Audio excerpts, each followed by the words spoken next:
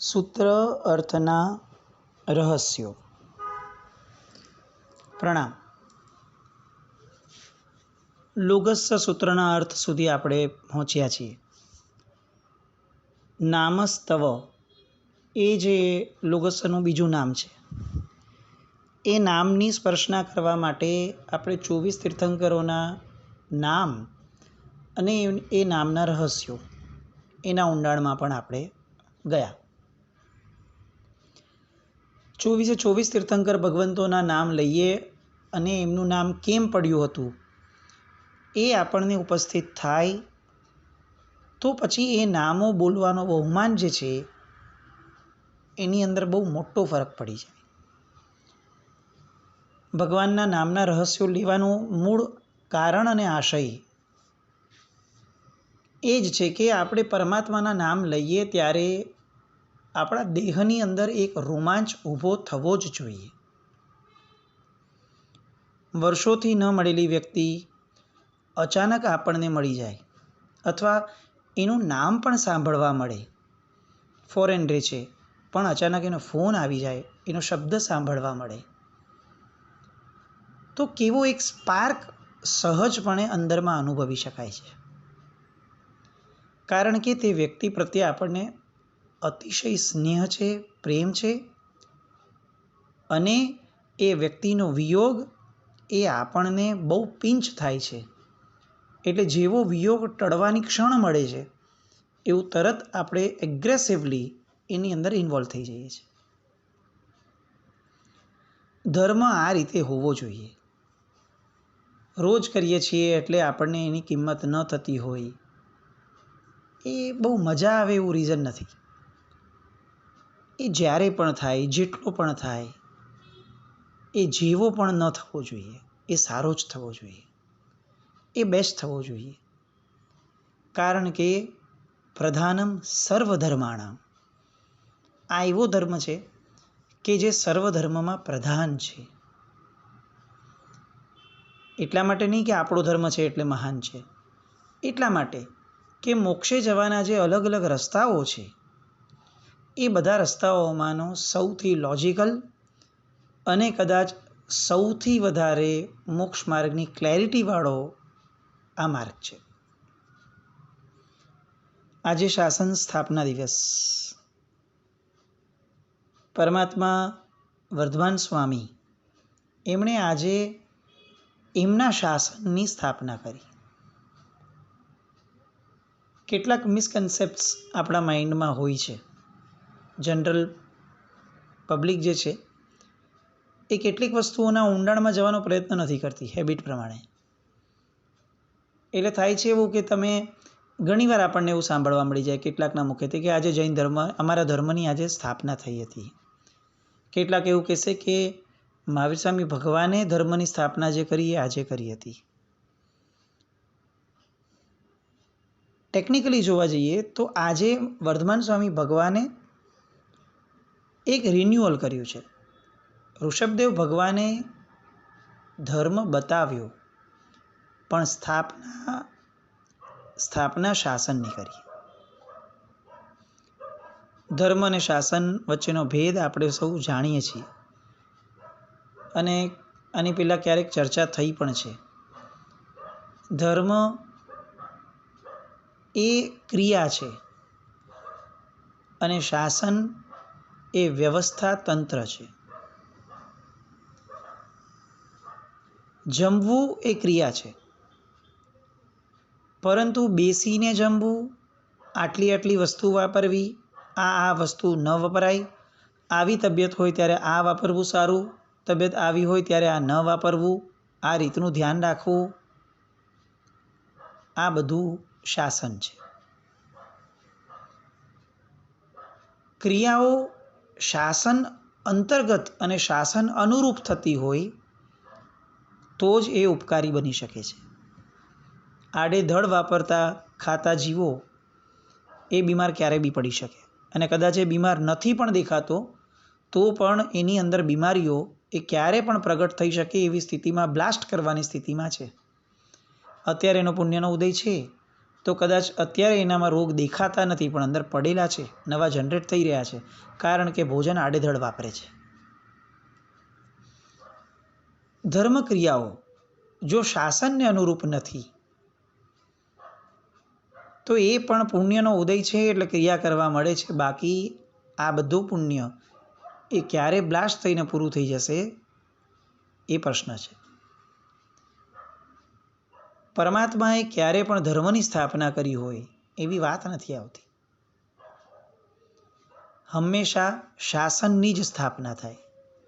Because વ્યવસ્થા તંત્રની અંદર રહેલો માણસ વ્યવસ્થિત થઈ જ જાય, એને કરવો ન પડે. પણ જેને વ્યવસ્થા તંત્ર ફાવતું જ નથી અને જોઈતું જ નથી, એ માણસ ગમે તેટલી ધર્મક્રિયા કરશે, પણ એ ધર્મક્રિયાના ફળ સ્વરૂપે મોક્ષ એ પામવું એની માટે પોસિબલ નહીં થાય. કારણ કે મોક્ષ ધર્મથી નથી, શાસનથી છે. આવી અનેક વાતો એ આપણને શાસન સ્થાપના દિવસે સંવેદવી અને ચિંતનમાં આવવી જોઈએ. ખાલી શાસન ધ્વજને વંદન કરવાથી આપણે શાસન એટલે શું એ સમજી નહીં શકીએ. શાસન ધ્વજને વંદન કરવું એ અતિ આવશ્યક છે, પણ સાથે સાથે શાસન એટલે શું એ વિચારવું પણ એટલું જ આવશ્યક છે. આજે આપણે એક નવું સૂત્ર શરૂ કરી રહ્યા છીએ, કરેમી ભંતે. શાસનની સ્થાપનાની પૂર્વ ભૂમિકા એટલે કરેમી ભંતે. કોઈ પણ તીર્થંકર ભગવંતો જ્યારે જન્મે છે ત્યારે ચ્યવન કલ્યાણક થાય, જન્મ કલ્યાણક થાય, એ પ્રગટ થાય ત્યારે આપણે ઈશ્વરને સર્વશક્તિમાન અવતારી પુરુષ તરીકે ક્યારેય નથી જોયા. એ અજૈન માન્યતા છે, લૌકિક માન્યતા છે. તો પ્રશ્ન થાય કે જો એ અવતારી પુરુષ નથી, તો જ્યાં સુધી એ ખરેખર તીર્થંકર નથી જ બન્યા, તીર્થંકરપણું નથી ઉદયમાં આવ્યું, ત્યાં સુધી તમે એને તીર્થંકર ગણી અને કલ્યાણકો કેવી રીતે ઉજવી શકો? એટલે સરસ મજાનો પ્રશ્ન મળે કે તીર્થંકર નામ કર્મની પ્રકૃતિ તો એમના જન્મથી જ શરૂ થઈ જાય છે, એનો ઉદય. આપણી માટેનું તીર્થંકરપણું જે છે એ કેવળ જ્ઞાન પ્રાપ્ત થયા પછીથી આપણને વર્તાય છે, પણ એમની પ્રકૃતિનો ઉદય તો જે છે એ ચ્યવનથી જ થઈ જાય છે. અને એટલે એમની લીલાઓ વગેરે આપણે ત્યાં શક્ય નથી, પણ એમના કલ્યાણકો એ ચોક્કસપણે આવશ્યક છે. ભગવાન કેવળ જ્ઞાન પામે છે એના મૂળમાં જો કોઈ વસ્તુ છે તો એ છે પરમાત્માનું દીક્ષા કલ્યાણક. પરમાત્માએ ચ્યવન અને જન્મ આ બે જે થયા એ બંને ડિરેક્ટલી કેવળ જ્ઞાન કલ્યાણક સાથે કનેક્ટેડ નથી. કેવળ જ્ઞાન કેમ થયું? કારણ કે દીક્ષા લીધી અને સાધના કરી. ફરીથી પ્રશ્ન થાય કે જો એ તીર્થંકર નામ કર્મની પ્રકૃતિ ચ્યવનથી જ જેમના ઉદયમાં છે, એમને કેવળ જ્ઞાન તો થવાનું જ છે ને. કારણ કે જેની પ્રકૃતિનો ઉદય છે એ પ્રકૃતિ એની પીક ઉપર આવશે તો ખરી જ. પુરુષાર્થ કરો કે ન કરો, આવવાની જ છે. તો પછી પ્રભુ દીક્ષા શું કામ લે? અને સપોઝ વાઇલ્ડ ગેસ કરીએ, વાઇલ્ડ ગેસ કે પ્રભુ દીક્ષા ન લેત તો પણ કેવળ જ્ઞાન તો થવાનું જ હતું. એ તો બાય ડિફોલ્ટ હકીકત હતી. તો પછી પ્રભુ દીક્ષા કેમ લે છે? એટલે એના મૂળમાં શાસન એટલે શું એનો અર્થ આવે છે. પ્રભુ જેવા પ્રભુ પોતે પણ શાસનથી પોતે ઉપર છે, આવું વિકલ્પ પણ એમના જીવનમાં એમને થતો નથી. એ પોતે પણ જે માર્ગ પોતે લોકોને કહેવાના છે એ માર્ગને સૌથી પહેલાં પોતાના જીવનમાં આચરે અને આદરે છે. અન્ય ધર્મના ભગવાનો માટેનો રૂલ અલગ હોય. ભક્ત માટેનો રૂલ અલગ, ભગવાન માટેનો રૂલ અલગ. કૃષ્ણ છે તો કૃષ્ણને બધું ચાલે, હી કેન ડુ એનીથિંગ, કારણ કે એ અવતારી પુરુષ છે. પણ એ જ વસ્તુ ભક્ત કરે તો ન ચાલે. પણ અહીંયા લોકોત્તર ધર્મની અંદર આવી કોઈ વાતને સ્થાન જ નથી, કારણ કે આ મોસ્ટ લોજિકલ અને મોસ્ટ ટ્રાન્સપરન્ટ ધર્મ છે. અહીંયા તીર્થંકરોને પણ આવો વિકલ્પ થઈ નહીં કે હવે હું નહીં લઉં દીક્ષા તો પણ શું, કેવળ જ્ઞાન તો 100% થવાનું છે, લે કોઈ તો રોકી બતાવે.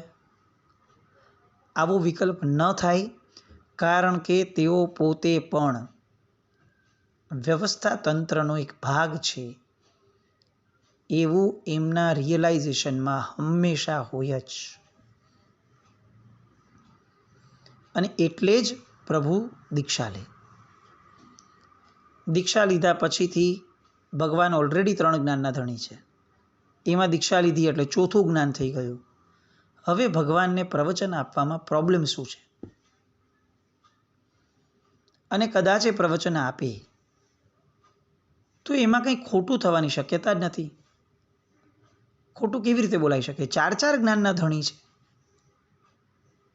દેવો પરમાત્માના સાનિધ્યમાં હોય, ભક્તિ રૂપે તીર્થંકરનો જીવ છે.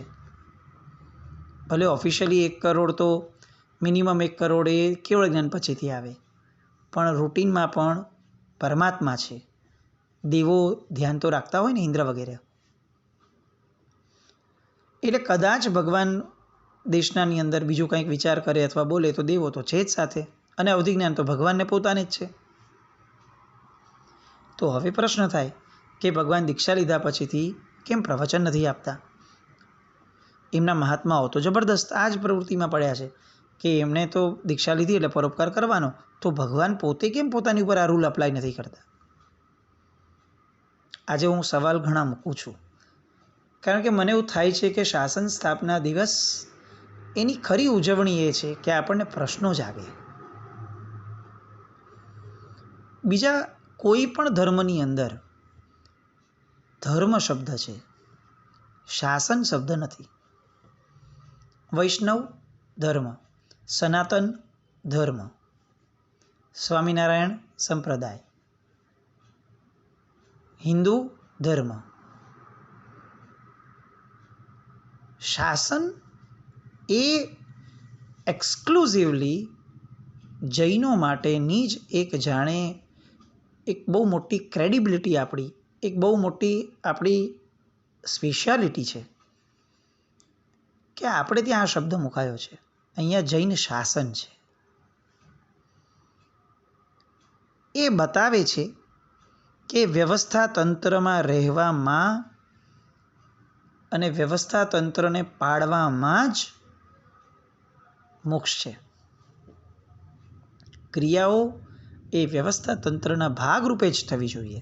આવું કુદરત પણ જીન શાસનના દ્વારા આપણને જણાવે છે. હવે આપણે વિચાર કરીએ, લોકડાઉન છે, દેરાસરની અંદર પૂજા ન કરવા માટે સરકાર, પ્રવર સમિતિ એટલે કે મહાત્માઓ અને આપણો સંઘ એ 3 જણા એવી જાહેરાતમાં છે કે ભાઈ પૂજા બંધ છે. અને આપણને એવું મન થાય છે કે યાર ભગવાનની પૂજા વગર તો હું રહું જ નહીં, એમાં હું આગળ પડતો માણસ છું, મને કોણ રોકશે? અને હું પૂજા કરવા જાઉં છું. બહુ વખતે ભગવાનને કદાચ જોયા એટલે મેં બહુ વિશેષ આજે ભાવ વિભોર થઈને મેં ભક્તિ કરી. બહુ આનંદ આવ્યો, બહુ આનંદ. કેટલા વખતે ભગવાનને ભેટ્યો એ તો ખરું જ, કોઈ ભેટી નથી શકતું અને મને ભેટવા મળ્યું એ પણ ખરું. અને આ આનંદ આપણે લોકોને વ્યક્ત કર્યો. હવે આપણે થોડાક અલગ જઈએ અને એવું વિચારીએ કે કેવળ જ્ઞાની પાસે ગયા. એટલે આપણે સિમ્પલી એમને પૂછ્યું કે ભગવાન, મેં આજે કર્યું, આજની જે ભક્તિ કરી એ જબરદસ્ત હશે, એનું ફળ શું મળે આપણને? કેવડી શું જવાબ આપે એ કેવડીનો વિષય છે, કારણ કે આપણા જ્ઞાનમાં આ શક્ય નથી એ જોવું. પણ આપણે અઝ્યુમ કરીએ કે આપણે ધર્મનું પાલન કર્યું, ધર્મક્રિયા સારામાં સારી કરી, પણ શાસન એટલે કે આજ્ઞાતંત્ર એનો ભંગ કરીને કર્યું. શું થાય? શાસન સાપેક્ષ ધર્મ અને શાસન નિરપેક્ષ ધર્મ, આ બે ટર્મિનોલોજી ખાસ આપણને આપણા જીવનમાં ખ્યાલ રહેવી જોઈએ. મારો ધર્મ એ શાસન સાપેક્ષ છે કે શાસન નિરપેક્ષ છે? જે વ્યવસ્થા તંત્રને મારે ફોલો કરવાનું છે એ વ્યવસ્થા તંત્રને અનુરૂપ જ છે ને મારો ધર્મ. એમાં ક્યાંય મારો અહંકાર, મારો સ્વચ્છંદ, મારી બુદ્ધિ, મારી ઈચ્છા, મારી અનુકૂળતા આ નથી ને. એ ન હોય અને પ્રભુએ કીધેલું હોય તો શાસન સાપેક્ષ. પણ જો આમાંનું એક પણ તત્વ હાજર હોય તો શાસન નિરપેક્ષ. વિતરાગ સૂત્રની અંદર કલિકાલ સર્વજ્ઞએ બહુ સુપર વાત લખી છે. એક વાક્યની અંદર આખી ને આખી ક્લેરિટી મોક્ષ માર્ગની આપી દીધી.